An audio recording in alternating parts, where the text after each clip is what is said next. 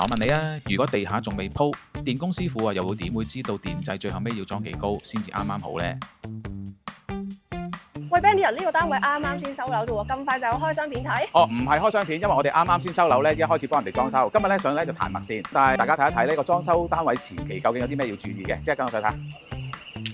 嗱，一個完整嘅裝修工程呢，第一步通常就係打拆噶啦，好似依家呢度啦，已經清理好晒啦。但係做水電之前，仲有一步係非常之重要嘅，就係彈墨線啦。彈墨線真係咁重要咩？唔係打拆完之後就即刻開工做水電嘅咩？嗱，我問你啊，如果地下仲未鋪，電工師傅又會點會知道電掣最後尾要裝幾高先至啱啱好呢？答案呢就係靠呢條墨線啦，因為墨線係成間屋所有高度嘅基準，地台升幾高，電掣同埋水位點樣配合，都係要跟住呢條線嚟定噶。哦，咁即係墨線就係成間屋嘅標準啦。咁啲電工啊、泥水師傅啊就唔會亂咁嚟啦。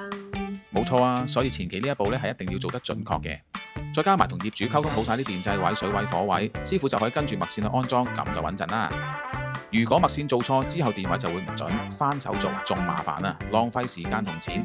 所以咧，裝修前期千祈唔好心急，呢啲細節位先至係最關鍵嘅。